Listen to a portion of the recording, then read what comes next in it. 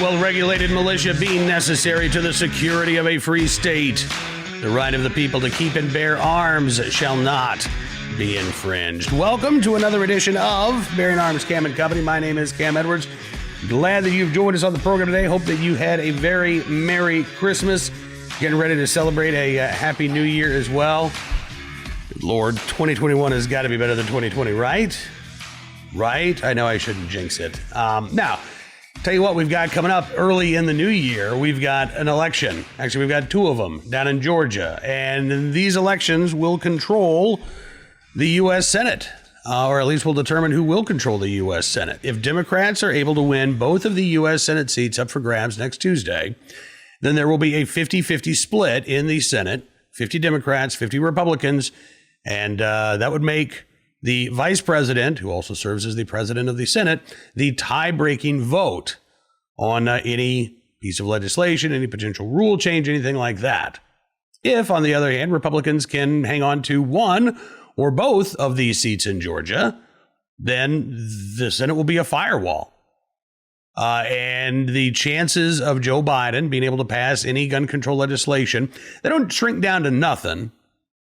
You know, you've still got senators like Pat Toomey, who I'm sure would be more than happy to go along with a background check bill or something of that nature. But the odds of Second Amendment activists being able to block, let's say, Joe Biden's gun ban and his compensated confiscation plan, those odds would increase dramatically if Republicans take control, or keep control rather, of the U.S. Senate. So how important is the Second Amendment in the Georgia Senate race? Tim Knight, a longtime Second Amendment activist, joins us on the program today to talk about his experience on the ground as part of the grassroots effort underway in Georgia right now to get out the gun vote in the upcoming special elections. Take a look and a listen. Hey, Tim, thank you so much, sir, for coming on the program. It's good talking with you today. Pleasure, Cam, as always. You have been on the ground in the great state of Georgia. We are just about a week away from Election Day. Control of the U.S. Senate hinges on these special elections. And tell me, first of all, if you can, a little bit about your grassroots activities and some of the other folks within the Second Amendment community who have also been on the ground trying to get out the gun vote. Sure. My grassroots activities kind of trace back to the 2013 recall elections, where I learned what grassroots politics was, which was most effectively knocking on doors and encouraging others to do so. That is what I've done since then, and I've been in about 17 states now doing that. I encourage people from just the regular, hey, I'm just a gun owner, I can't make a difference. Oh, yes, you can. Let's knock on doors. To influencers in the Second Amendment community, like Diana Mueller was down in Georgia this last week from the DC Project, and she had another lady with her, and they knocked on doors, and they had never done that before. And that was great because she's going to show tons of other people that although, yes, it can be awkward, it's totally doable, and it makes a massive difference. Rob Pincus came down and knocked on some doors as he drove up from Florida, and I live in Tennessee. I drove down to Georgia and Savannah, and 3 weeks ago we knocked on doors in the Savannah area, and it was a first time for Rob as well, and the fella he brought with him, and it was eye-opening to them because they realized that it put the human back in politics as opposed to the social media, which is all important, and the television and radio. And they learned. So at the moment, I'm trying to get anyone to knock on doors. But if I can get a social media influencer or somebody like that to come and see that we can have a more impact or different impact and more personal if we knock on doors. So ever since 2013, I make time to go do that. Yeah, listen, and it does have an impact. I think this was one of the keys, actually, nationwide in the elections. Democrats did not invest a lot of time, did not invest any effort in doing door knocks. There, for most of the campaign season, and this wasn't just Biden, but this was congressional candidates as well. The Democrats' MO was, don't come in contact with anybody. Let's just flood the airwaves. We'll have, massive ad buys on radio, television, social media. We'll do a lot of robocalls. We'll have mailers. But as you say, I mean, it seems to me like when you aren't, door knocking, I mean, that's the most basic of retail politics, but that is where you get to have an actual conversation. It's not just a candidate or a surrogate trying to preach to a voter. There's give and take, there's back and forth. And I think those types of interactions tend to stick with voters a little bit more than when they just pick up the phone and they hear a robocall. No, that's absolutely true. All those things can be effective for sure, including lit drops and things like that. But taking the time to do that is, I believe, the most effective, because you may only get, I don't know, pick a neighborhood and you might only get 30, 40% of the people if you're lucky. But the ones that you do talk to, they share that story. They share that conversation with other people. They'll say, hey, you know what happened today? That's a thing. And especially since, the great lock-in started in March of 2020, the human has been, since we're social critters, social interactions, especially at your home, from someone tends to be something different, of course, than you would have before. And it has, it has drastically, I think, made it more important. Now, Diana Mueller and she did some posts on Instagram and other places, and she made a video. And in that, she took a good 10 feet step back from the door so people felt comfortable opening the door. This is a good idea when you door knock anyways, is to not crowd the door. But that 10 feet still allows for a personal interaction. It still allows for eye contact. You're a real person. You came here. In my case, Diana's case, in Rob's case, we were all volunteers. But you can have a professional canvasser knocking on the door. And even then, it is, wow, this person took the time. You may not want them there. That could, of course, be part of it. But if you do engage and you do talk, that's the part that we all, so being social critters, we haven't had a lot of since March of 2020. And Kim, I'll tell you, I felt more enthused and fired up and had more great conversations with voters, gun owners specifically, or people who just cared about the Constitution, or a neat mother and daughter who are first-time gun owners. I had those conversations, and I always do. One time I talked to a Marine from the Chosin Reservoir campaign in Korea. So the door knocking is always an interesting time, but this time people do seem more engaged and want to have conversations. All right. Now, listen, I realize you didn't knock on every door in the state of Georgia, but I'm still going to ask for your impressions based on your activities there. Are gun owners aware of the stakes? And are they energized? Are they planning on voting? What was your sense of, where things stand right now when you were knocking on those doors in Georgia? Gun owners are aware of the stakes. They've been getting a lot of messaging from their groups or associations that they belong to through the magazines, whether it be NRA, GOA, or pick a proficient gun rights organization.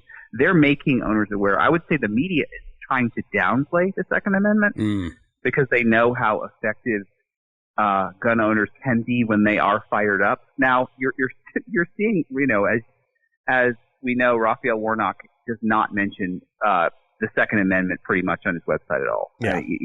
And John Ossoff has spent some time trying to say he is for the Second Amendment and that he's been a defender of it, which, is kind of not even kind of hard to find. You can't find it. It's just him saying it.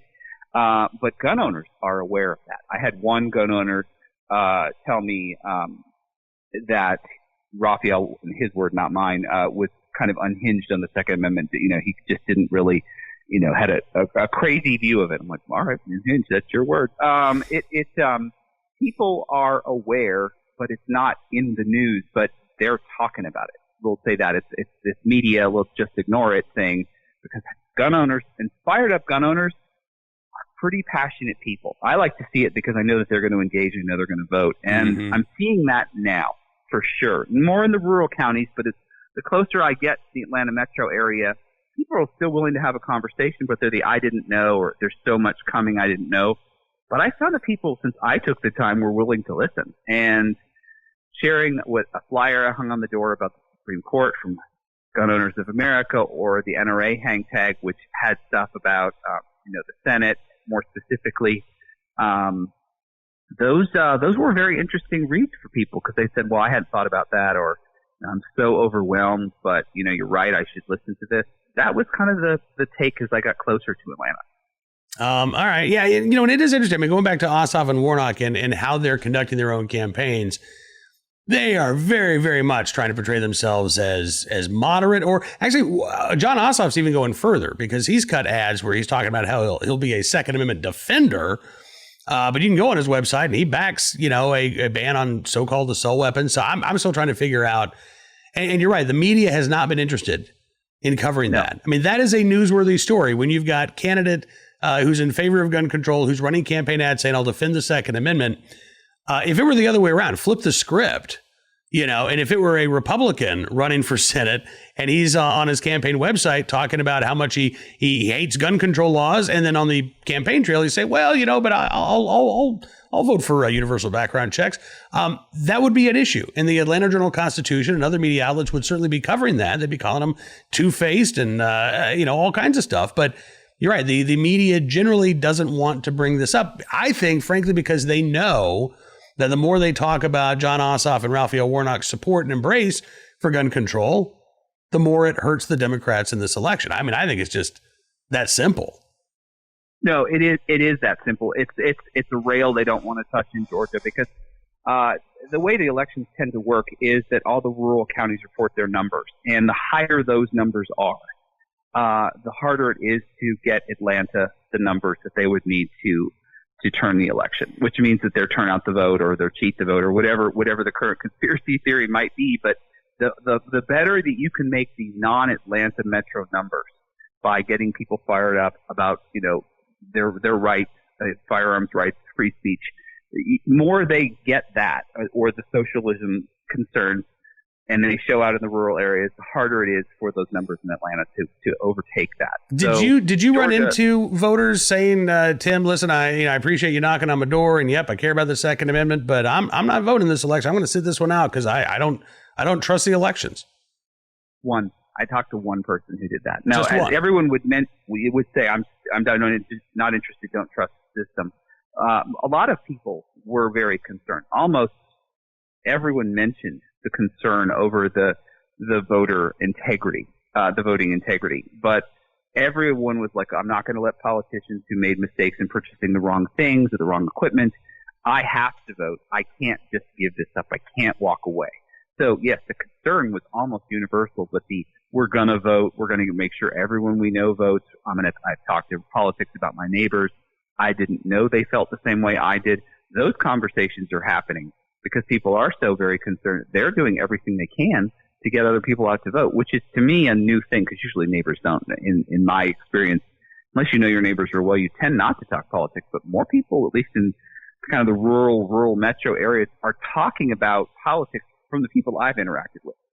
All right, that's good to know. Now, you mentioned that you did run across at least a couple of new gun owners. Was when you were talking to that mom and daughter, I think you said, was the Second Amendment an important issue for them, even though they were new gun owners, or were they just like, we bought a gun, but my big issues, the economy or coronavirus or healthcare or whatever? No, it was because the new gun owners, it was a mother and daughter, and they were super excited about their new M&P shield. And they had gone in and I guess waited months for them to get it. And the mother and daughter were, more so the daughter, she was more vocal. She was super concerned. She said, because I bought this gun to protect me, but I realize now that I have to protect it. I have to vote. I have to participate. She said, I kind of knew about the Second Amendment. She said, I had a great instructor, and he informed me that, yes, rust and politicians are the two things that you need to worry about with your firearm. And you have to take care of it. And she said, I hadn't thought about it that way. I thought it was something that would protect me. And I realized that it's kind of a two-way relationship here. I have to protect it. I have to engage. I have to be a responsible gun owner and, taking care, but that it also means I need to vote and accordingly. And that wasn't on her radar before. And she was in a class, and she said that there were about 50% women in the class. And that was an eye-opening thing for almost everyone in the class. So I know that there were a lot of people who were either getting the education for the first time or new gun owners in that class. And that was a pretty big thing there, for sure. And this was the North Metro Atlanta area. Yeah, it was great. That is great to hear. Well, listen, Tim, again, I cannot thank you enough for coming on the show today. And really, sir, thank you. Thank Diana. Thank Rob. Thank everybody. I know that GOA's got their grassroots efforts engaged. NRA-ILA's got their grassroots efforts engaged. So to anybody and everybody who is, on the ground, making phone calls, reaching out, making those contacts with voters, thank you. Because, the impact is not just going to be felt in Georgia. The impact really is going to be felt all across the country if we're able to stop Raphael Warnock and John Ossoff from getting elected there next week. Absolutely. And the fewer, everyone's got to vote. I talked to a lot of fired up people. I would encourage everyone to vote in person if they can. The mail out ballots sounds great, but what we need to understand is the more people who touch your ballot, the less likely it is to be cast the way you want. I want everyone to vote. So, talk to your neighbor, talk to your friends, offer rides, get people there.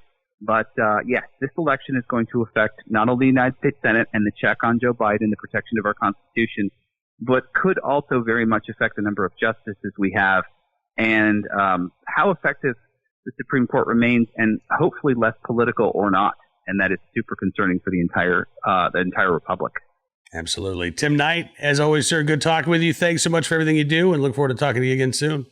Appreciate Tim joining us on the program today. Now let's turn our attention to today's armed citizen story, our good deed of the day, our recidivist report as well. In fact, we'll start there with a story out of Greeley, Colorado, where two suspects have been arrested in connection with the murder of a Greeley mom, Blair McQueen, killed back on December 18th. And now authorities have charged 25-year-old Marquise Daniels and Mackenzie Protter with felony murder. Both have been booked into custody, and both, as it turns out, already known to law enforcement. The 27-year-old McQueen was found dead inside her home in the Briarwood Apartments in Greeley back on December 18th. Greeley police had responded to reports of suspicious activity when they found her body. Protter's been charged with felony murder, aggravated robbery, and first-degree burglary, while Daniels has been charged with first-degree murder, felony murder, aggravated robbery, and first-degree burglary as well. As it turns out, Daniels was out of prison and he was on state parole, while Protter had been released from federal custody and was still on federal probation at the time of this murder of Blair McQueen. Don't have a lot of information about their previous criminal histories, but again, sure sounds like they should have still been behind bars rather than out on the streets and allegedly involved in this homicide, which left two kids, by the way, without their mom. Blair McQueen, two children, 7-year-old Embry, 5-year-old Jackson, losing their mom in such a horrific act the week before Christmas. I mean, I can't even imagine. And yeah, there should be some questions raised about what these two individuals were doing out on the streets instead of being behind bars. Now, today's armed citizen story from California, where a woman shot a suspect who forced her way into the woman's home on Christmas Day. This was in Stockton, California. And apparently the man, according to authorities, had been involved in a ongoing dispute with his neighbor. And that was sort of the backdrop as to what led to this incident. The neighbor, 29-year-old woman, was confronted by the suspect and engaged in an argument. Again, this is a Christmas Day, happened just before 2:45, Friday afternoon. Stockton police said the argument didn't end there, though. The suspect, a 32-year-old man, forced his way into the woman's home and then began assaulting her and her family. That's when the woman grabbed her gun and shot the suspect. Suspect was taken to the hospital for what police described as a non-life-threatening injury. Stockton police say the case has been handed over to the San Joaquin County DA's office. No further information has been released at this point. Based on everything we know, if all of those reports are true, this is about as clear-cut a case of self-defense as you can possibly get. Here was somebody who, it sounds like the argument started outside. She left. She's like, whatever, dude, I'm done. Goes back inside the house. He then goes into her house, where he does not have a right to be, begins assaulting her and her family, and that's when he is shot in self-defense. So we'll keep our eyes on this story. Any more information that becomes available, we'll certainly do our best to bring it to you.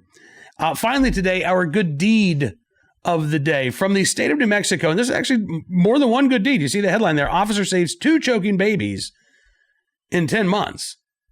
That's pretty amazing. Some officers can go an entire career and never run into a situation like that. Officer Mario Herrera with the New Mexico State Police has actually gone through this twice in the previous 12 months. According to News 4 San Antonio, most recent incident occurred earlier this month when Mario Herrera got a call for help. An 11-month-old female caller advised that the infant had fallen into a bathtub. Herrera was one of several officers who responded to the scene. Baby was drifting in and out of consciousness at the time. He said, when I ran inside the house, the baby's eyes were rolling back. She was making some gurgling noises. That's when he took the baby from another officer, started doing back slaps. And eventually, she started breathing. At the same time, by the way, the baby's mom is telling officers, I think I'm going to faint. Said she was diabetic. The Officer Herrera said, I told her to get a candy. I don't need two people to go down right now. So, again, the quick thinking and the quick actions of Officer Herrera helped to save that 11-month-old girl. The other incident was back in February of this year. It was another 11-month-old child, a baby boy this time. He said the only thing I could think of when I was there on that call just earlier this month was that baby from the last time. In that case, the toddler was choking on a plastic wedding decoration. Officer Herrera stopped the family on the way to the hospital and was able to save the child. He was able to, remove that obstruction. Baby was able to breathe again. Officer Mario Herrera says, having kids myself, I would just pray that if I'm not there, somebody else is there to help too. And Officer Herrera apparently now has a new nickname around the office, Baby Saver. It's a pretty good nickname, by the way. It beats the heck out of a lot of other nicknames I could think of. So in the right place, at the right time, willing and able to do the right thing, not once, but twice in the past year. Officer Mario Herrera with the New Mexico State Police, we thank you for your very good deeds. Now, that is all the time we've got for you on this edition of Bearing Arms Cam and Company. Coming up on tomorrow's program, though, we're going to talk with Dennis Santiago about this, another rule change. We've talked a lot about the ATF and the pistol brace rules, and now those rules have been suspended or rescinded. Still very confusing as to what's going on, but I wouldn't be surprised if the ATF tries to bring them back at some point in the near future. But there's another rule change that is being offered. This one not bad for gun owners. This would be really good for gun owners. And this is not coming from the ATF or DOJ. It's coming from a little-known agency called the Office of the Comptroller of the Currency. And what this rule change would do, if it goes through, and we've got until next Monday, January the 4th, to comment on this. But if this rule change goes through, banks, big banks in particular, could no longer discriminate against disfavored industries like the firearms industry. So you've seen, and you've probably heard our coverage of Operation Choke Point, where banks were basically bullied by the Obama administration in some cases. In other cases, they willingly chose to do this, but to rescind any and all relationships with companies within the firearms industry, whether they're big gun manufacturers, mom and pop gun shops. All of a sudden, these businesses lost access to credit. They lost access to their financial services. And it's become a real challenge for a lot of these institutions to be able to find a bank that will work with them, at least a bank with, fairly large capital reserves. This would get rid of that issue. This would tell banks, you can't do that. Doesn't matter if you don't like the industry. If it's a legal industry, you can't discriminate against it. I think that's a very welcome change. I don't know about you, but this would be very good news for the firearms industry. We're going to talk about how you can sound off, how you can make a difference. Again, that's coming up on tomorrow's Bearing Arms Cam and Company. Don't forget, by the way, you can always subscribe to Town Hall Media on YouTube or Bearing Arms Cam and Company on Rumble. We're also available as a podcast on Apple Podcasts, Amazon Podcasts, Spotify, SoundCloud, Stitcher. Whew. And then, of course, we've got BearingArms.com, where we're updating the website throughout the day with the latest Second Amendment news and information. If you have not yet checked out BearingArms.com, I can't imagine why you wouldn't have, but there you go, BearingArms.com. All you need to know about what's going on with your right to keep and bear arms. Have a great rest of your Monday. We'll see you back here tomorrow with another edition of Bearing Arms Cam and Company. But in the meantime, be well, be safe, and be free.